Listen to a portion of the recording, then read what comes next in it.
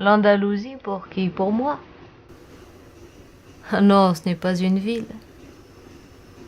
ni une région, ni un pays, l'Andalousie. L'Andalousie, c'est un récit. Dans ma vie, ce fut un court-circuit. J'avais une amie qui voulut surmonter à tout prix les interdictions et les contradictions de son pays, l'Espagne. Comme elle disait, le bagne. Elle avait un sacré problème avec les restes du franquisme. Travail, famille, patrie. Et elle tomba enceinte à l'occasion d'une rencontre. Elle aimait les amours passagères. Enfin, l'arbre, mais pas les fruits. Donc elle voulait avorter. Évidemment, elle n'avait ni les moyens ni le droit de le faire. Et je sais pas. Je sais pas si j'ai bien fait de le faire, mais je l'ai fait. J'ai pris les choses en main. J'ai pris un rendez-vous en France, là où c'était le plus pratique pour subir ce genre d'intervention, de morsure du temps. Je lui ai prêté mon identité pour qu'elle n'ait rien à payer. Et je l'ai même accompagnée pour mettre toutes les chances de son côté. Et nous prîmes, sans nous faire prier, le train pour traverser quasiment toute l'Espagne, terre qui nous semblait réactionnaire ou réfractaire. Nous avions à peine 18 ans et toutes les bonnes raisons de surmonter nos peines. Et c'est là, mon Dieu, c'est là que j'ai vu pour la première fois intervenir le destin. Dans le train qui remontait le fil du temps.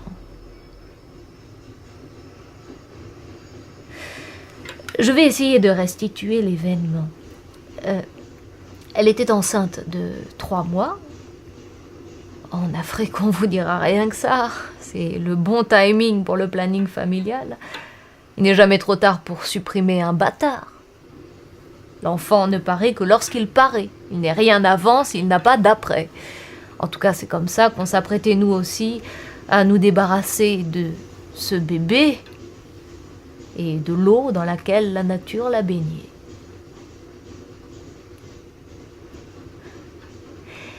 Et si on jouait à un jeu, lui dis-je, pour tuer le temps en attendant de se débarrasser du corps. Elle était d'accord pour qu'on implante d'autres décors dans ce train, celui de la mort, si je puis dire. Tu crois que c'est une fille ou un garçon? Oh, je sais pas, me dit-elle. Moi, je sais, lui dis-je. C'est une fille.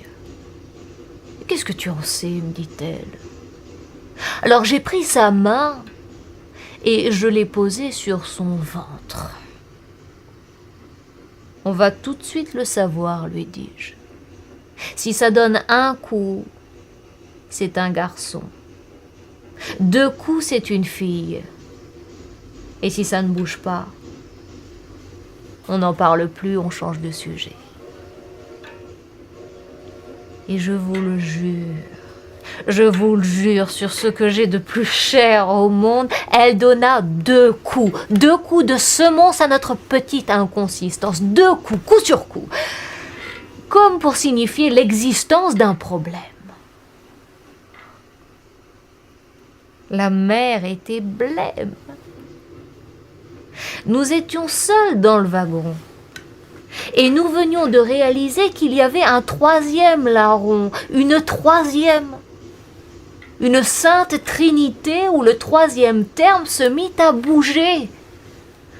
Devint sensible.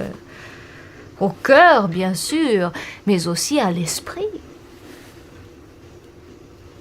On continue ou on arrête? Lui dis-je avec un brin de malice. c'est la première fois qu'elle bouge, c'est pas croyable, me dit la mère, elle, avec un brin d'amertume. Et si on lui donnait un nom, lui dis-je, tu l'aurais appelé comment? Je n'y ai jamais songé avant ce jour.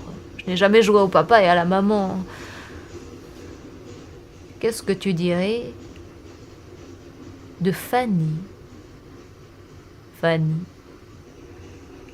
C'est joli, Fanny, et puis ça sonne vrai. Fleur fanée avant d'être née. Et la mère prit soudain conscience de l'éphémère. D'être une fille mère qui dit a priori non à la fille, non à la mère. Fille sans raison, mère sans effet. Fanny. Fanny. Fanny. J'appris plus tard qu'elle adorait Fanny Ardant, la seule actrice française qu'elle connaisse. On recommence, lui dis-je, pour voir et savoir s'il s'agit de providence ou de hasard. Et elle reposa sa main sur son ventre. Un coup, elle n'est pas contente de s'appeler Fanny. Deux coups, elle est ravie. Si elle ne bouge pas, eh bien, c'est qu'on avait tort d'en faire tout un plat. Et aussitôt, un coup puis deux, ça fait boum boum dans les oreilles. Mademoiselle est aux anges. Fanny n'est pas fanée, c'est une fan de la vie, mais peut-être pas de la mort aussi. Amor fati qui ne veut pas de la mort. Et je l'ai vue perdue, hésitante, ne sachant pas trop si elle devait me qualifier de magicienne ou me disqualifier comme sorcière. Bien-aimée. Oui, je le sais, je le reconnais. Je fus longtemps esprit pervers, mais sans perversion.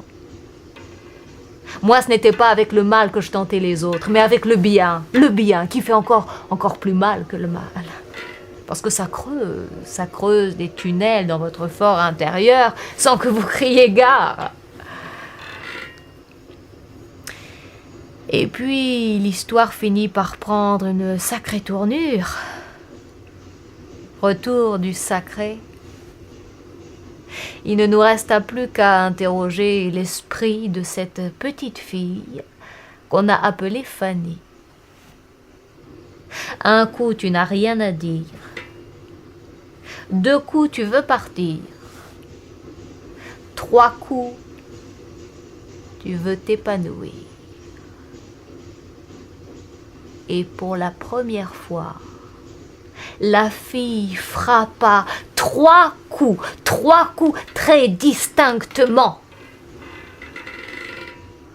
Sensiblement, elle avait envie de survivre à ce tragique trajet, à cette funeste traversée, envie de vivre, oui, envie de vivre. Mais c'est comme si elle disait « Mère, pourquoi veux-tu m'abandonner ?» Et là, la mère se mit à pleurer. Son projet d'avortement venait d'avorter. Elle comprit tout à coup l'horreur de cette expression, faire couler le sang des innocents. Et pour qu'elle ne succombe pas à sa blessure,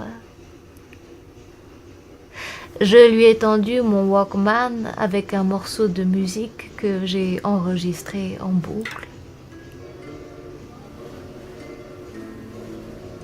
Elle ferma les yeux